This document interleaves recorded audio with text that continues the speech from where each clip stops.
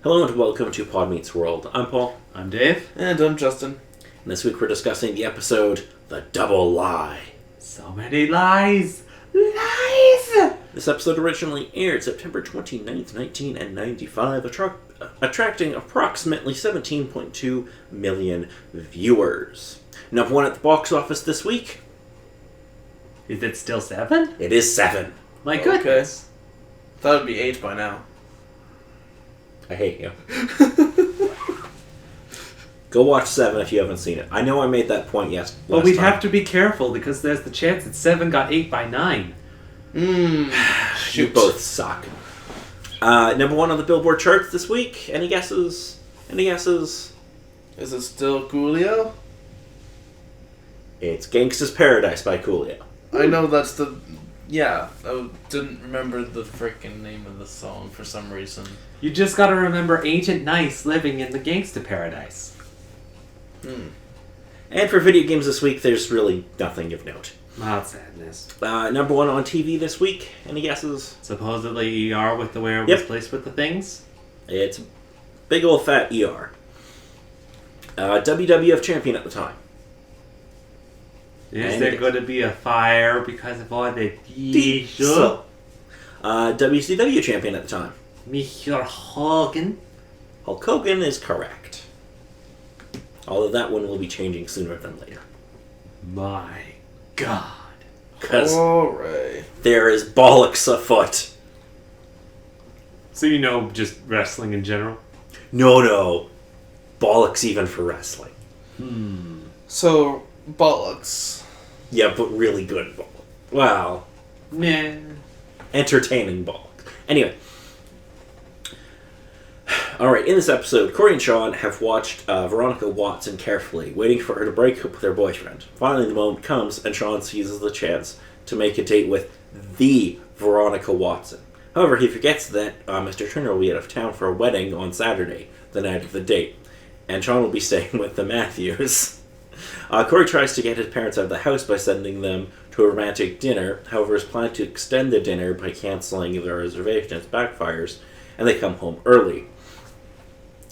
Their appearance effectively ruins the date, and Alan drives Veronica home, and Alan is fucking on point this episode. He is amazing. He's a total dickhead to Sean, and it's great. What was it? Good night. Good night. Kindly get out of my vehicle, please. It's so good when he sits down next to Sean on the couch. And Amy's like, oh, why don't you come get something from the kitchen with me? Like, no, I'm good here. No, I'm good here. Ooh, fly fishing. Oh, it's such good Oh bones. boy. But then, of course, he was also a bit of a bro in the vehicle there. It's like, what are you doing? Walk her up to her door. It's like, dude, if I get out of this car, I'm getting back in. I'm back. So good.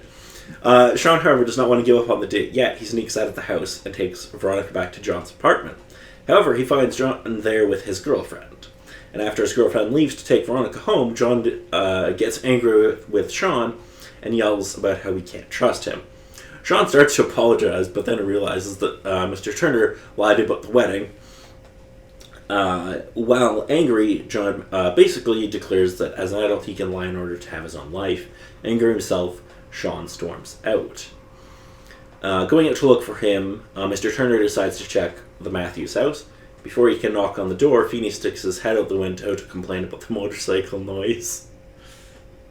Yeah. Mr. Turner apologizes and then hears Feeney's girlfriend calling him from inside the house.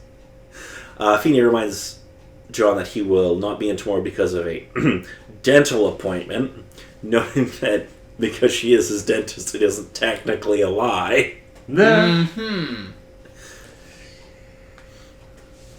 Alan then opens the door to greet John and dismiss him, claiming it was a really bad time. Mr. Turner insists on coming in because it is about Sean, and Alan is unfucking happy but lets him in. Yeah, he needs to care about the kids. Once inside, Alan calls for Sean to come down, but Corey comes instead. Corey, glad he doesn't have to lie, states that he has no idea where Sean is, and then heads back upstairs. Good night, everybody. It's like, I don't have to cover for him because I don't know shit. Amy then walks down the stairs in her red nightie, which is apparently supposed to be sexy, but it's very PG. Yeah.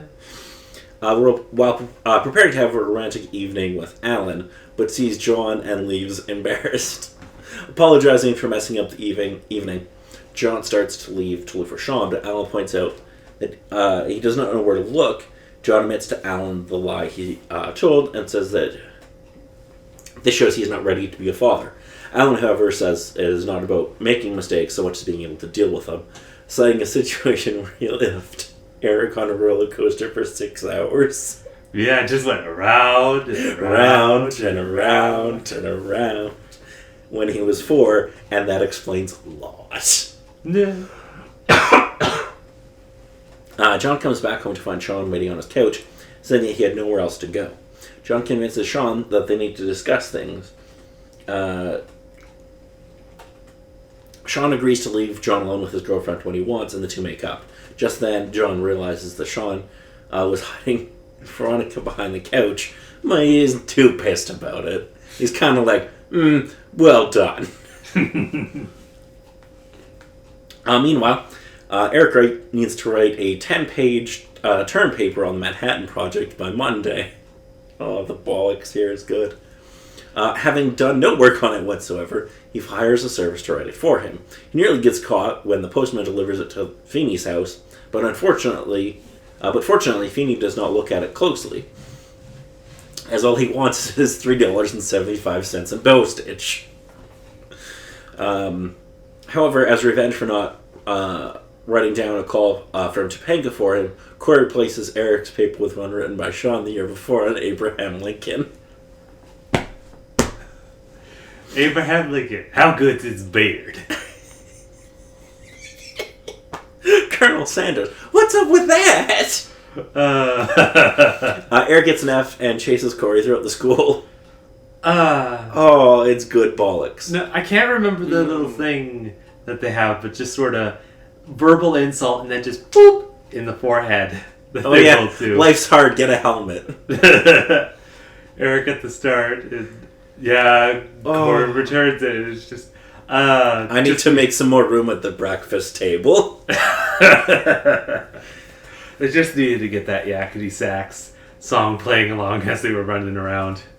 But yeah, wonderful little moment. It was good stuff. So do either of you have anything else to add about that episode? Oh man, just the lies that were spread all throughout this episode. Like, at the very most, Feeney's was a bit understandable.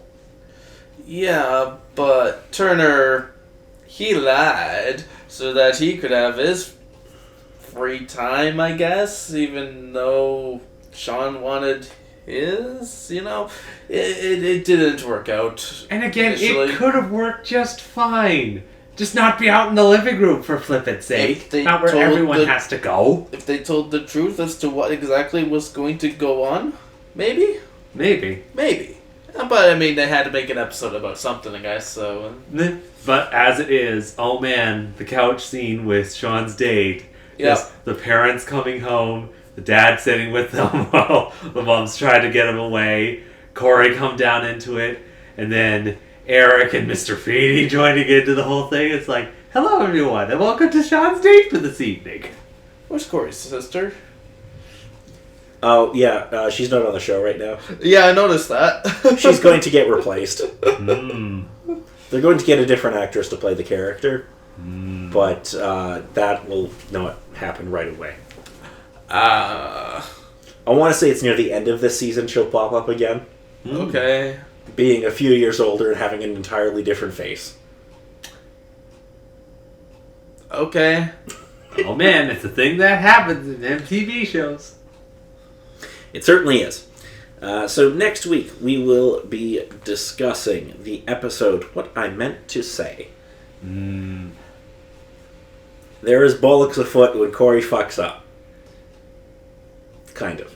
Like, typical Corey mess up? Or Well, Corey is going to do something that will change dating in the high school forever. Oh boy.